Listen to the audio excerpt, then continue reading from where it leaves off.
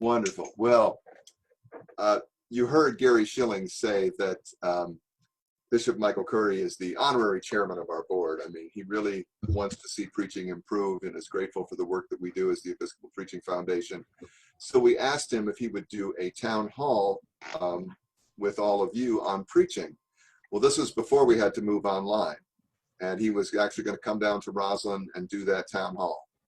Well, now that we had to move online, we had to punt, and so we did something a little bit different. We have a town hall with just 4 people asking him questions that we pre-recorded. And the 4 people who were asking questions were Ashley Jane Booth, who's going to be going to Sewanee, and Arnaldo Rivera, who is in the Iona Collaborative, Susan Ironside, and myself. And we had a delightful time hearing about his views about preaching and him asking us about ours too as well. It was a wonderful session, and we're thrilled to share it with you. So without further ado, Julie. Hello, and welcome to the Town Hall with Presiding Bishop Michael Curry. Bishop Curry, we're so glad that you're with us today. Thank you. This is an opportunity. I'm glad you're here. It's an opportunity for our students to learn and hear from you about preaching. And we've got some people who are going to be involved with asking the questions. We have AJ Boots, who is on her way to Sewanee eventually to start her MDiv there, and Arnaldo Romero, who's from Del Rio, Texas, Diocese of West Texas, and is part of the Iona Collaborative, and Susan Ironside, who's been a faculty member for the Episcopal Preaching Foundation for a number of conferences, and is rector of Grace Church, Madison, New Jersey. And you've probably already met me, Stephen Smith. I'm the Dean of Faculty for the Episcopal Preaching Foundation and the Rector of St. Patrick's Episcopal Church in Dublin, Ohio. And before we get into the questions, we just want to say thank you so much, Bishop Curry, for taking the time to be with us. Oh, sure. Yeah, what you're doing, this subject matter is important, and really important right now. Well, which leads right into the first question, because it is about what we're dealing with right now. And I'm going to turn it over to Susan Ironside and let her ask the first question. Good morning, Bishop. Good morning, Susan. You have, as all of us know, been honored and tasked with preaching at international occasions of great joy and also presiding over times of deep sadness. And as you well know, many preachers around the world right now are having to very quickly figure out how to speak to a congregation through a camera with not their people in the room. And I wonder what you could teach us that would help us in our preaching, because it's very intimidating to lose your assembly and gain just a camera with you. And I'm wondering what you could tell us about how to make that more successful for the people hearing the preaching, and what tips you have used over the years when you know that the people who are hearing your message, the overwhelming number of them are not in the room with you. So how do you make choices for occasions like that? Well, you know, I mean, I think we're all kind of learning as we go along, to be honest. It's hard. It is not an easy thing to do. And it's especially hard. I mean, I know that I find it difficult because I actually do. I mean, it's the side of me that is an extrovert. I'll gain energy from the congregation myself, so that what was prepared could change in midstream, responding to something in the room. I mean, I watch the congregation. I really do. I pay attention to what's going on. Are they hearing that? Is that not connecting? Do I need to pivot? Do I need to? So I do that all the time. A camera doesn't do that. It doesn't respond at all. And so it's very difficult, I think, for all of us. It's easier if you can see some faces. I loved how there were some clergy early on in this who were actually taking pictures of their congregation and putting them in the pews. You know, that's one way to do it. I mean, that's actually, in a weird kind of way, kind of helpful. And so what I've started to do, and had done a little before, but much more so now, is I actually imagine the congregation in my head. Yesterday I was doing 2 commencement what would have been commencement kind of addresses, but commencement videos for 2 colleges. And fortunately, I had met by Zoom with some of the students from one of the schools, both Episcopal schools, and we had a conversation, a Q&A and conversation. So their faces were actually in my mind when I was addressing the commencement. The other school was fortunately one where I graduated from as an undergrad, and I sort of imagined in my head, I could see what it was like when I was there. And when I wasn't listening to the commencement speaker, like the rest of the senior class, wasn't really paying attention, but I could actually visualize it. I've found that visualizing actually helps. And even it doesn't have to be accurate visualization. It's imagining. It's using, that's a side of the imagination that actually, I don't know, I have found it helpful. So that's kind of one thing. The other is, and this may seem a little ridiculous, I've done a couple of sermons and videos where Nancy Davidge from our staff has been working with me. So I have actually, if I've been sitting down, just put Nancy on FaceTime on the phone right there in front of where the camera, so that I was looking kind of at her and the camera at the same time. That also helped. The other thing that does happen, and I have found that it is true that if you're reading a manuscript, it's a little bit easier. I mean, it actually is. But you've got to keep focusing back and forth with the camera. But I think it is a little bit easier. And so those of us who aren't by nature manuscript preachers, it might be okay for a while to use a manuscript. I mean, it's just interesting. This is a different context. But I am also aware that when I'm not actually using a manuscript, which was the case pretty much during Holy Week, the Holy Week sermons I did. I had one, but I wasn't using it when I was doing the sermon. There were enough, the parts of the message that were critical to communicate were questions of how I was going to paint a picture. And when you start to paint a picture, you enter the picture yourself. And I actually found that I forgot that I was talking to a camera. I actually entered into the story myself.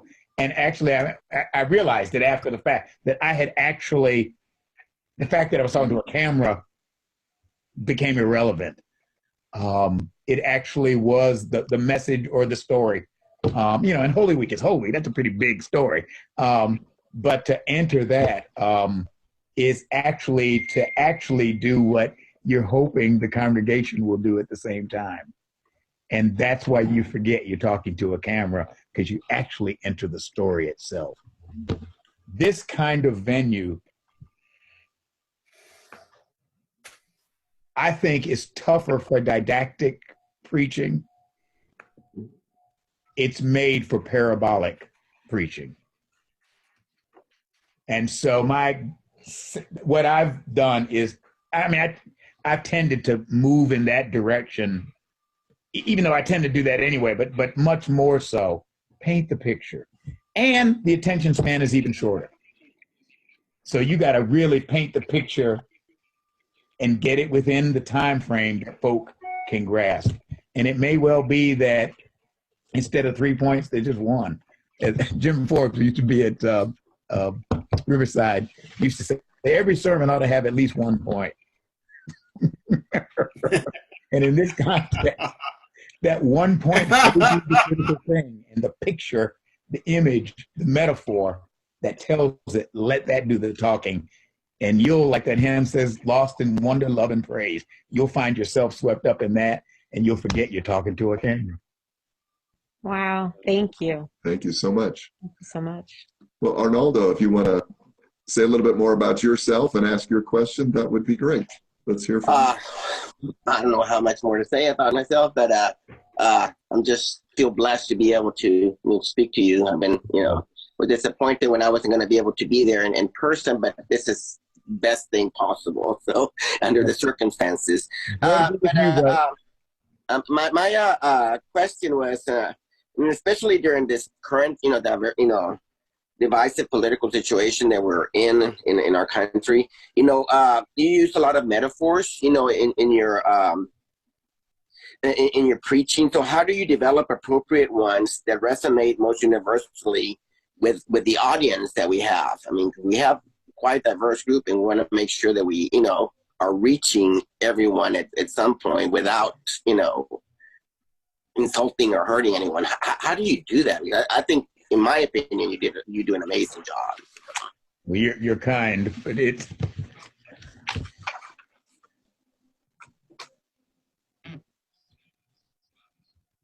It is I mean, if you look at Jesus, I mean, outside of kind of the, kind of Sermon on the Mount in Matthew, which is really a collection of teachings from a variety of contexts, most of his actual preaching is imagery,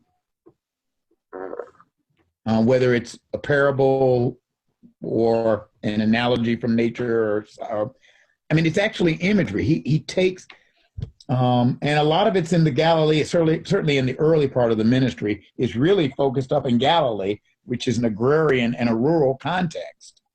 And with the exception of the Sermon on the Mount, which again, that's Matthew and Luke, they're bringing together teachings from a lot of places. Jesus is teaching from a lot of places. Most of the time when Jesus is speaking in the context of Galilee, it's a sower went out to sow. Well, farmers know what that is. A coin in a fish's mouth. Fisher folk know what that is.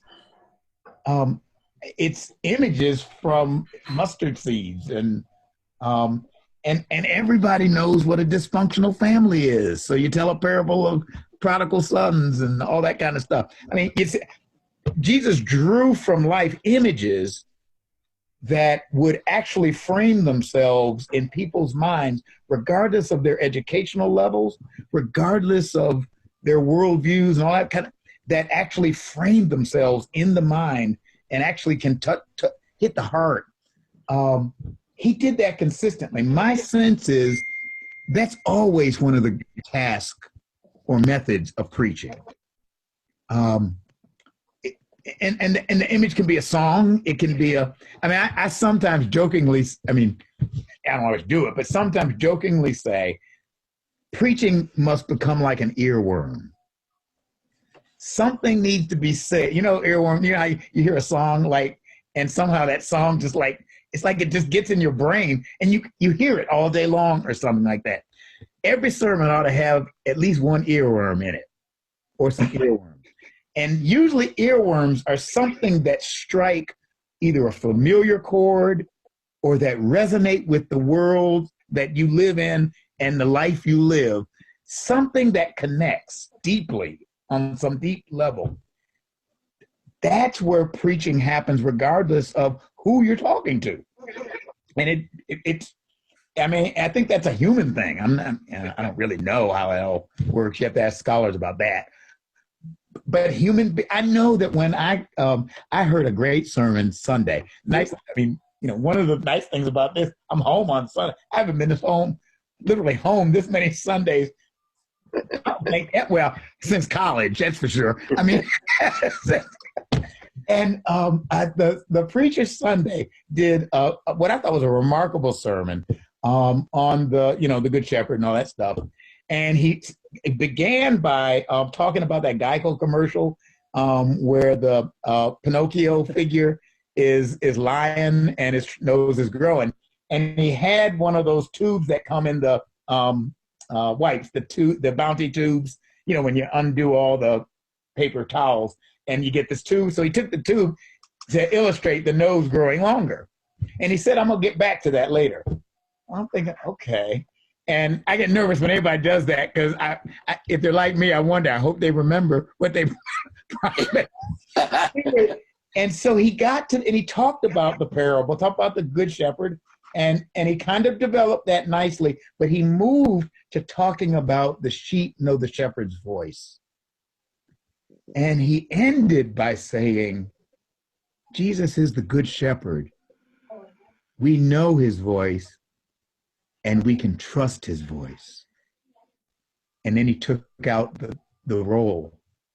This won't happen when you hear that voice. And it like, wow, that was the whole sermon in one image. That image is still in my head. Now, I'm not saying you need gimmicks and stuff like that. That's not what I'm talking about. But an image, something that almost says the whole thing in one image almost. That's, I think, the kind of preaching that communicates. When I served in Lincoln Heights, Stephen, in the congregation there, there were, it was a typical kind of, fairly typical Episcopal congregation in many respects. There were most people, but there were still, the educational level was, about moderate, but there were a few older women in particular who still did domestic work, one of whom I never really knew if she really was able to read. I never really knew for sure. And I know that in the history of that congregation, 50 years before, there were a number of people who could not read, who were not literate back in the 30s. And yet, in those days, the nice thing about the 1928 prayer book, it was just one service. So it's going to be the same every Sunday. So once you memorized it, you could actually hold the book and pretend you were reading. Whether you could read or not, you just memorized the service. A little bit more difficult now. But anyway, I know that there was there was at least one woman and another that I suspected didn't know for sure. And so you had this mixed congregation. You had a couple of internists sitting in there and a few PhDs and a lot of folk who worked at the GE plant, right nearby, and a couple of ladies who did domestic work. How do you communicate to a congregation where you've got MDs who are researchers and scientists and women who are cleaning the laboratory in the same congregation? An image will speak to all of them. A fig tree, a seed, a tube. And I think that's the key to preach. I think that's one of the keys. Okay. Thank you. Thank you. Okay. AJ, you can tell us a little bit more about yourself if you'd like, and also let's hear from you and your question. My name is Ashley Jane Boots, and I'm speaking to you from Concord, New Hampshire, where I work for Bishop Robert Hirschfeld. Oh, well, great band. Yes. And as Stephen mentioned earlier, I was just recently accepted to Sewanee, so I'm very much looking forward to going to seminary there. Wow, that's great. Thank you. So my question is, at an ordination earlier this year, I heard a sermon that left me feeling very unmoved, but my husband, who was sitting next to me, was touched so deeply that he almost wept there in the pew. Wow. So I'm wondering, how does a preacher prepare themselves and also shape their message to resonate with a wide range of listeners and their varied life experiences? Wow.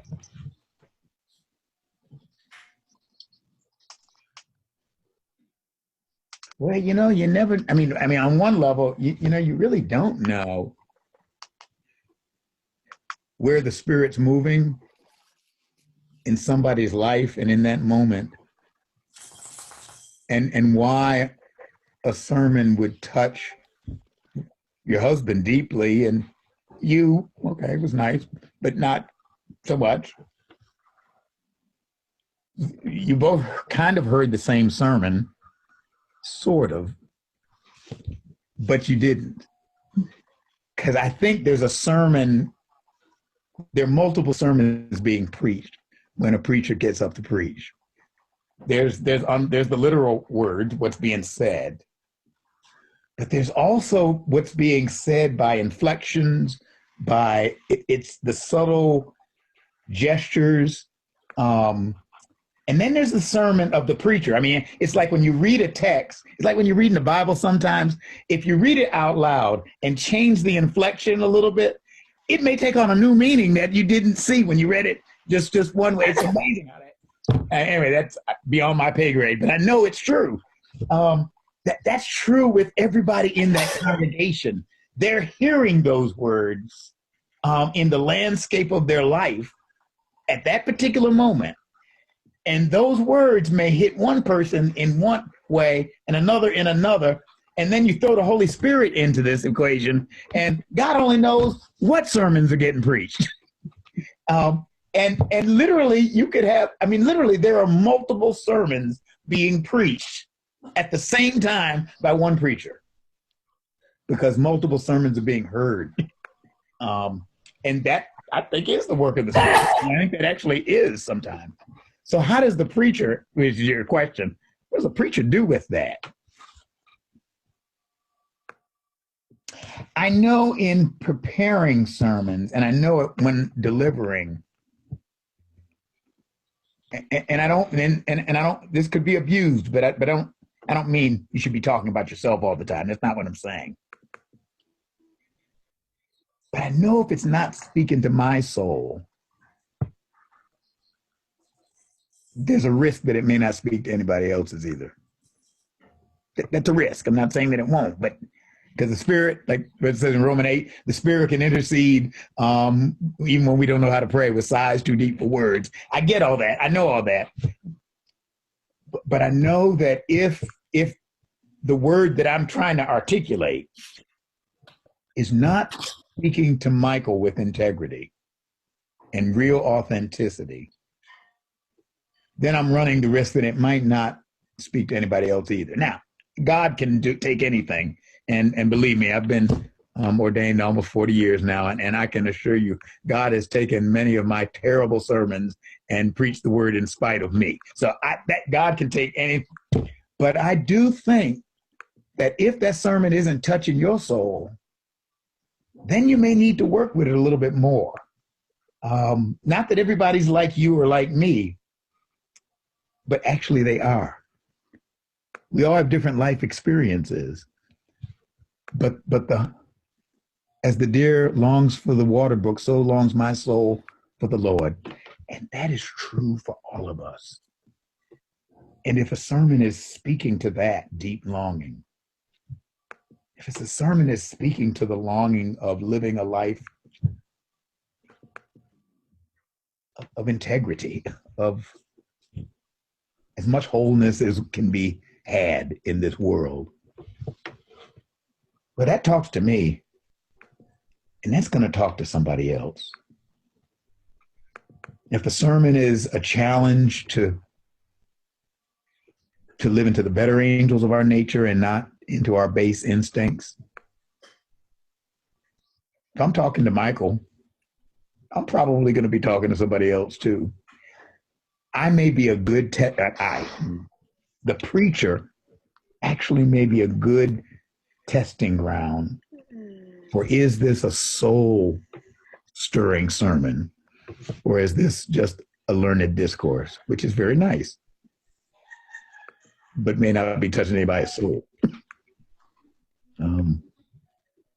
Hope that helped. That's a tough question. It sounds like it involves a lot of trust and not overthinking who you want to please. It's just trust that you're being authentic.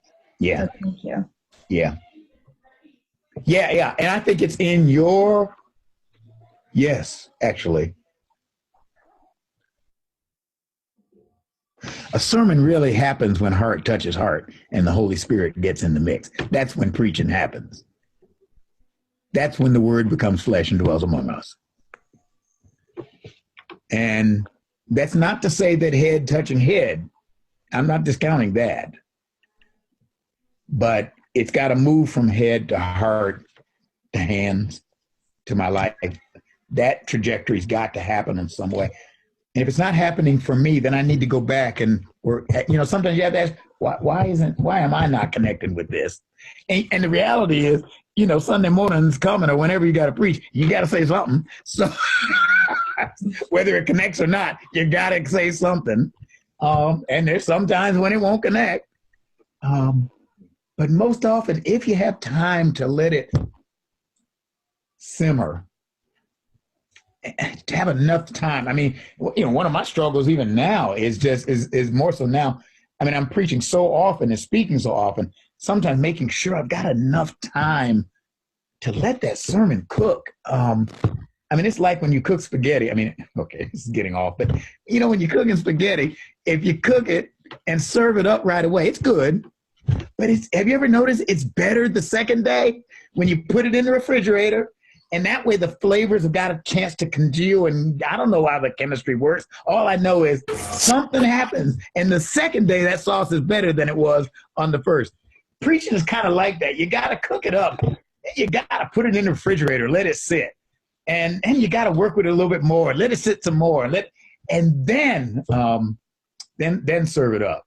And you just have to have the time to do that, or the space to do that. It's not time so much; it's really the space, which does help. Somebody who was I don't know if I can find this now, but Bishop Mary Gray Reeves, who heads the College for Bishops and is the vice president of the House of Bishops, she sent an email out to the bishops about upcoming events for College for Bishops and that kind of stuff.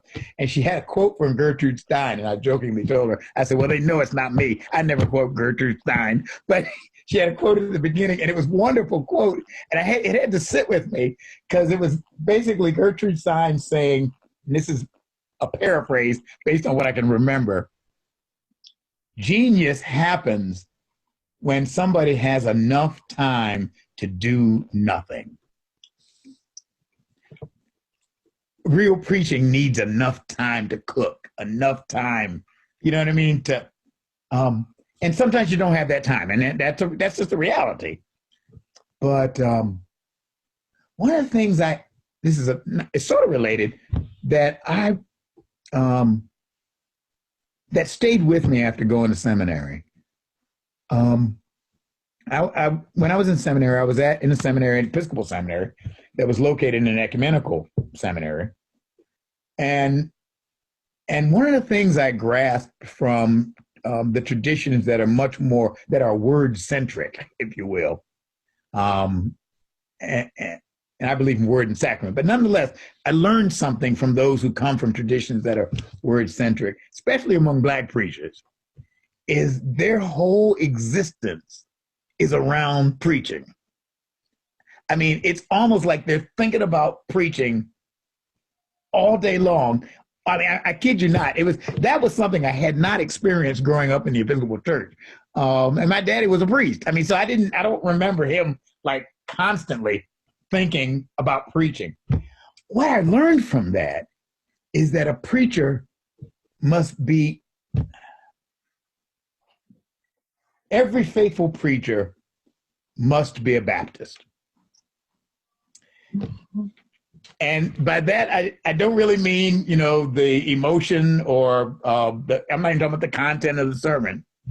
I mean Baptist in terms of being baptized, immersed, washed over by the waters of the word constantly, so that you're constantly marinating, so that you're constantly just being soaked in the word and soaked in life, as Bonhoeffer would say, soaked in the word in the world, that there's a constant cooking going on, a constant putting the spaghetti sauce in the refrigerator, so that when you have to do it sort of quickly, okay, I'm going to take that out of the refrigerator and serve it up. It's ready. I mean, it's sort of a crazy way to say it, but actually, I think there's some truth in that.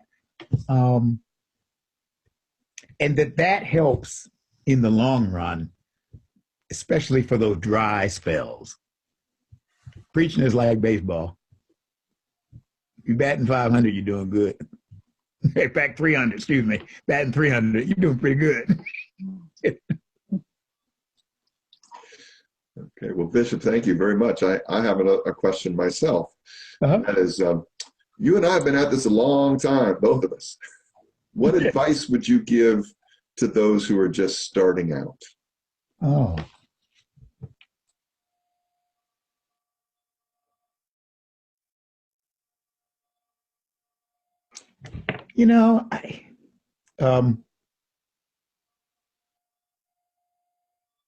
My great anxiety, well, I had two great anxieties when I was newly ordained.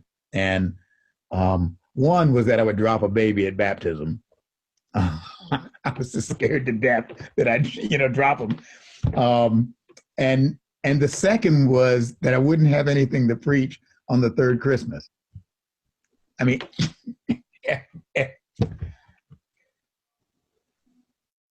you can trust the word and the word in the world. Listen for the word in the world to help you preach. That somewhere between those two, there's always a word. It's just a matter of hearing what is it at this moment. And not to worry about, if I can go back to baseball, those times when you feel like you're in a slump, because guess what? All of us have slumps. It's okay. And the way you work out of a slump in baseball, I mean, I'm sorry, I'm over-imaging you, but the way you just got to keep at it. You've got to narrow your focus. You've got to narrow it beyond your anxiety and then focus on the pitch and where you want that ball to go when you hit it. Not if, when you hit it. Same thing for preaching. You're going to slump. You're going to have lousy Sundays. Now, the Spirit may take the sermon and work with it anyway, but that's going to happen. But just get saturated in the word and the word in the world, and you'll have something to say. 40 Christmases later, you have something to say. In pandemics, when people are when we're hungry for hope, it's something to say when we must learn how to grieve and weep, and something to say when we got to laugh and shout for joy. The word and the word in the world. It actually does. It actually does work. And knowing that you're going to have slumps. Yeah. That's God, but I think of some of the horrible sermons I preached, especially, well, I mean, a lot of them, but just really horrible. I remember one time I preached a sermon, my wife said she was going to come up and get me. She said, I thought you had a stroke up there because you kept bringing the plane in and then you take it off and circle it back. You kept bringing it in and take the circle off. It's true for all of us. Well, that answers one of the questions that somebody put in here that said, have you ever had a sermon that flopped and what'd you learn from it? Oh, God, yeah. I tell you, the first one that flopped when I knew it. I know I had sermons that flopped, and the people of God are so wonderful. They are wonderful liars. They thank you for the most horrible sermons, but they're good. Their hearts are in the right place. But I remember preaching, and I remember the text. It was one of those times when Luke 15, the prodigal son came up in the lectionary. And my wife and I had gone, we went to a dinner party on Saturday night, which I hated to do, but we did. It was for some friends, and we were in Cincinnati, in Lincoln Heights then. Anyway, we went to a dinner party, and I made the mistake, I drank some coffee after dinner, which up until that time had not bothered me or my sleep at all. I hadn't finished the sermon, so I knew I was going to have to go home and kind of work on the sermon some. Well, I did that, and it didn't finish. I knew it wasn't cooked. I knew it wasn't cooked.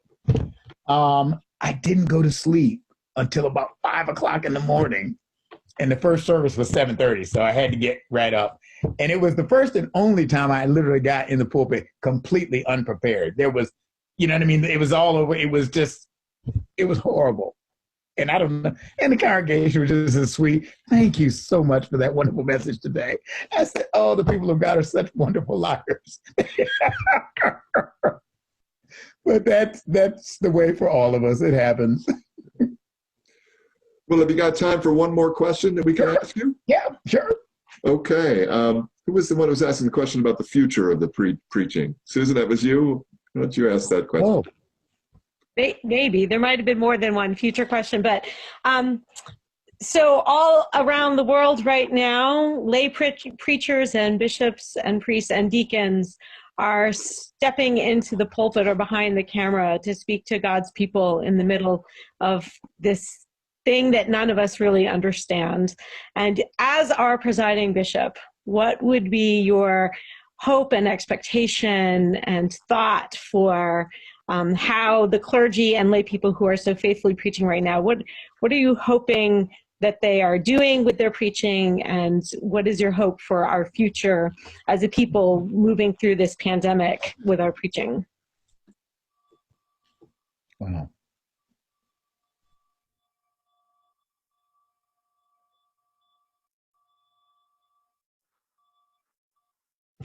You know, I really do. And you know, what is the word in the world right now? And that's a way of asking, what are those hurts and or realities right now that we're living with? You know, what are they? And is there a word not from Michael, but a word from God? It may not fix it, but that can touch it. And by touching, maybe help and maybe heal. You know, that earth, that old hymn, I think it's out. I think they took it out of the hymn of 1982. Come ye disconsolate, where'er ye languish. And it has that verse that says, earth has no sorrows that heaven cannot heal. He took some of the good old hymns out of that. And I mean, I like the 1982, don't misunderstand me. But I mean, it took What a Friend We Have in Jesus out of, you know, I mean, anyway. But that come ye disconsolate. Earth has no sorrows that heaven cannot. What are those sorrows?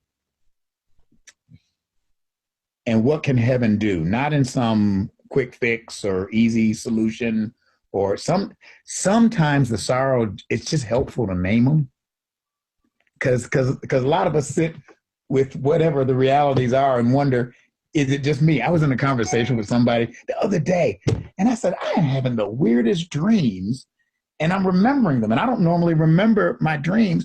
They're not bad dreams, but it's like they're going back to childhood. And I mean, they're going back in time. And the person I was talking to said, well, I'll tell you who it was. It was Gay Jennings, president of House Deputies. She said, oh, I've been having those too. And she said she read an article that what happens when you're surrounded by a different level of stress in a context that you're not used to being into, that dreaming is one way the body or the mind is trying to adjust to its new situation. And that's actually a helpful thing. It's actually the mind helping itself. That was something, I mean, it wasn't a great secret or anything, but it just, until I named it, it has more subterranean power until it's at least named. You may not be able to solve it completely, but name. So sometimes, what is that word in the world, and how can the word either speak to it, touch it, or whatever? I just think that is critical. But the other thing I am really aware of,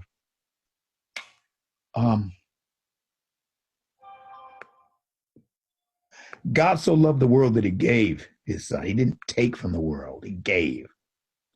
That is the nature of divine love. It is not about taking, it is about giving. It is about caring, about looking out for the other, as well as the self, but looking out for the other. In times like this, a word in the world, a word engaging the world, must call us to our higher selves. And that could become a very countercultural, counterinstinctual, even for me. And I'm not talking about just politics now. There is always the danger of the root of all sin, the hubris that makes me the center of the world and everybody else the periphery, raising its head again in times of pandemic and hard times. And some folk become disposable. preaching must help the faithful to see their faces and to see the image of God there, and therefore the holiness of human life, every human life and every child of God. And so in times like these, we need preaching that's not intent. I'm not talking about being political in the pulpit. I'm not talking about that. I'm talking about elevating the moral and spiritual conversation and pointing us to the hills. I lift up mine eyes to the hills from whence my health will come, to point us to the hills, to our higher selves. And in times like these, that's going to get tough. I mean, none of us knows, how this pandemic is going to unfold and how long we're going to be. We don't know. And so the reality is, the longer it drags on, the more all of us are going to feel, all right, circle the wagons. And preaching must always open up the circle, because it points to God. And when you start really pointing to God, you got to point to everybody God loves and has created. If he got the whole world in his hands, then nobody's disposable. Nobody's dispensable. And anyway, yeah, that's what I need. Yeah, absolutely. Me too. Thank you very much. Well, we've gone through all our prepared questions. So what I want to say is, whoops, I'm getting a chat here. Oh, there's something on the chat. Yeah. We need to wrap up. So. Oh, we do? Oh. Yep, I just was told that. I was about to say, do you have any questions for us? But it doesn't sound like we have time for that. But it is. I guess. Oh, okay. Time for us to wrap up. Any last words you want to say? Oh, I think she said we have 15 minutes. Oh, okay. Oh, we're okay. We're okay. Yeah, go ahead. Okay, we have 15 minutes. Well, then why don't do you have any questions for us, for any of us? What do you experience as some of the unique challenges of preaching in this moment? I mean, not just the technical one of a camera, but challenges preaching in this moment, in this season, let me say it, in this season of pandemic. Wow. Susan's looking at me, so I guess I'll go first. I'm glad I was able to ask the question and didn't have to answer it. Yes, good questions, Bishop. Oh my God. I think it's the uncertainty of it all. Oh, yeah. I mean, when it first hit, it was like, okay, we're going to get through this. I need to help my people and find a way to get through this. And then 2 weeks ago, I realized, wait a minute, we're in this for the long haul. Mm-hmm. And then now I'm realizing it might be a really long haul. And I think there's something about helping people identify with wandering in the wilderness, the Babylonian captivity, the reality that the people of God have been here before. Yeah. It is interesting when you look at the book of Genesis, there's a throwaway line that I keep forgetting to include in my thinking, is that every time we begin one of the stories of the patriarchs and the great changes that happened in the patriarchs' lives, it begins with the phrase, there was a famine in the land. Yeah. There was a crisis. And it led to the crisis in the patriarchs and matriarchs of our faith in their lives. And they had to figure out how to get through it with the help of God. Mm-hmm. And so that's what I'm spending my time worrying about. How do I help my congregation through this at a time, an awful time? Yeah. But the people of God have been here before. Yes. We can do this. That's mine. Thank you. Yeah. I echo that. I think holding in mind the deep grief in all of our communities of people having to say goodbye to loved ones on a phone or on a screen, and knowing every single time we gather for worship that a large percentage of the people who are worshiping with me are very anxious and very sad. They are mourning deeply, and knowing how to have the utmost gentleness for them right now. And because it's going on so long and it's going to continue to go on so long, to sort of figure out ways to hold and honor that grief and still proclaim our resurrection hope in the great 50 days of Easter. That's an ongoing challenge for preachers everywhere, I think. The other challenge for me and for many of my preaching colleagues, I think, is I have never been more aware than I am right now about once sort of you say something, it is out there and it goes places you cannot predict. And I have people emailing me clips of myself now, and that's a new territory. And getting, hearing, and this isn't new territory for you, Bishop, but for many, many preachers around the world, this is very new, of having people write us saying, I heard what you preached, and I don't even know who these people are who are writing me, but I've never been more aware that for some of the people I'm preaching to, they're not my beloved people who I miss and love. I miss their children and I know the names of their pets. They're perfect strangers, and knowing how to preach to them and still preach to my own people in my own congregation, that is a very unique challenge for me, a new territory for me. Yeah. It is one of these moments where we've got the pastoral and the evangelical all mixed in together in a way that we don't normally in church. I mean, in the congregation. Yeah. And I think what I found very helpful about what you said in our conversation is that if it is speaking authentically to me and to what I need to hear, again, not that it's all about me, then the hope is that the story is a universal story. And so the story of sadness is a universal story, and the story of hope is a universal story. But it's much more challenging to do when you're preaching to a mixed community, that a good percentage of the people listening to you and watching you on Sundays now are strangers to you. Yeah. AJ or Arnaldo, you have anything you want to add to this conversation? Please do. Go ahead, AJ, and I'll go after you.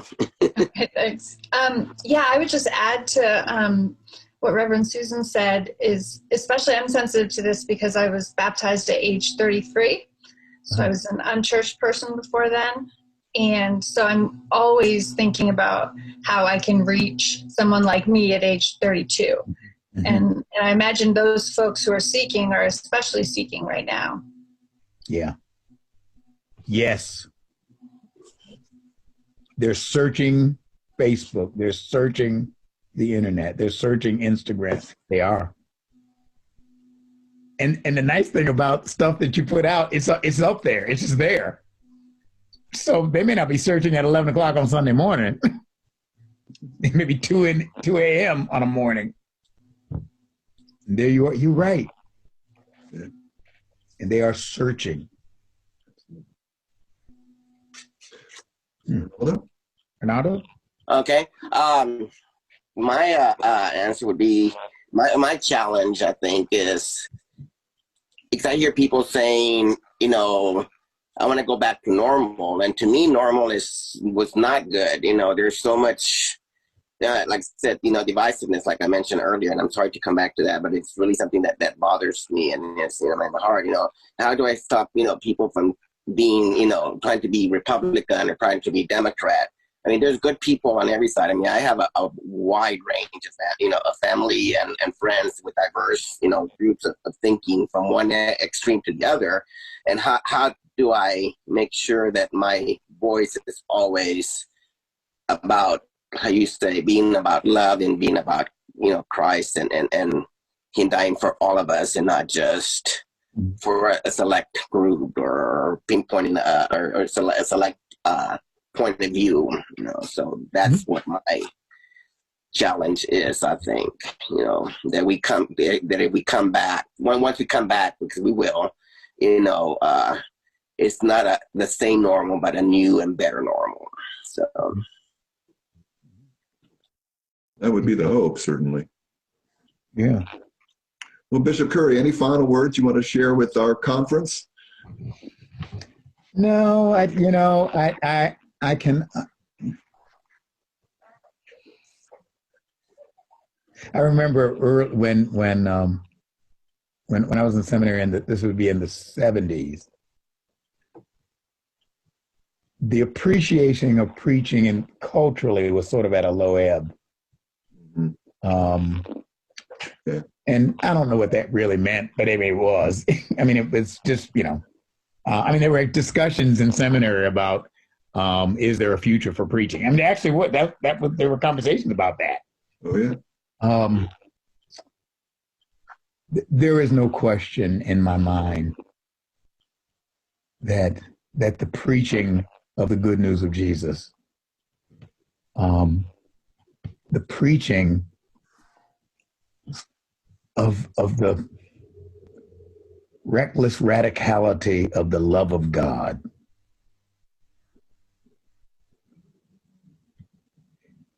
is as urgent now as it was when the prophets thundered forth and when Jesus picked up a seed and said a sower went out to sow. That I've been around. I mean, I've have gotten to go on Capitol Hill a couple of times. I was supposed to be there. This is May, but it was April for our prayer service. We've done it once a year. There's actually some other service going on, but we gather Episcopalians who are in the Senate and the House and their staffers on the Hill. And then they bring other members of Congress. They come, and people come. It's just like a congregation when I was in St. Simon of Cyrene in Lincoln Heights, Ohio. It just happened to be in Congress. The human heart is the human heart. And the deepest hopes of the human heart are part of who we are because we've been made by a God who is love and a God who is the source of hope. And our hearts will always hope. And that's what preaching is about. So this was a hymn say, come labor on, claim the high calling. Angels cannot share. Too young and old, the gospel gladness bear. This is a sacred, a blessed, a heartache, a headache, a hard task, but one worthy of the effort. And don't get weary and don't quit. Just keep on. Keep on keeping on. Okay. Well, I think we're about time to wrap things up, but thank you all very, very much. I'm so glad for everyone's presence here. And yeah, thank you all. Thank you. Yeah, thank you. It's always hard to say goodbye on these Zooms. Yeah, I know. You feel guilty if you cut off too soon. People away. Go ahead. Hello and welcome to the town hall with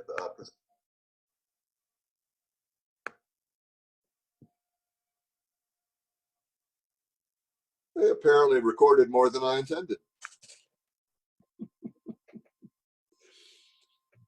Okay. Well, as I understand, we're going to stay in this room for our evening prayer and sermon by the bishop in a few minutes. So I'm not seeing Brent on the screen, but Brent, will you lead us into evening prayer?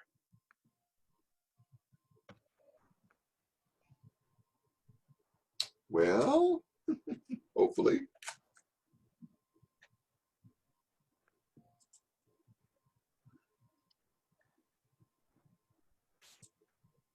Estoy aquí. Estoy aquí. Vámonos. Is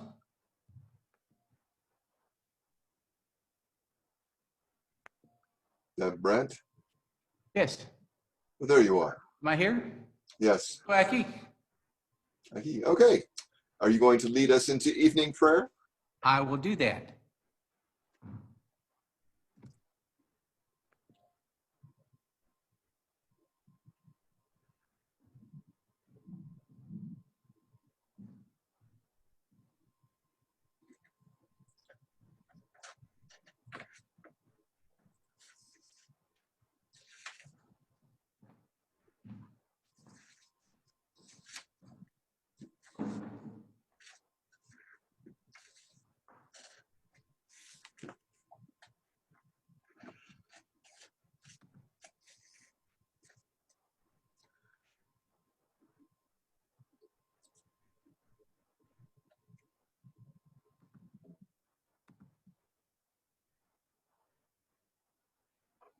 Brett, are you trying to share the room you're in? No, I'm trying to that bigger. I've got something on my screen that says I'm viewing our Parkhurst screen, and I'm not sure that I want to do that. What we're seeing is the Bexley Seabury Zoom room. Okay.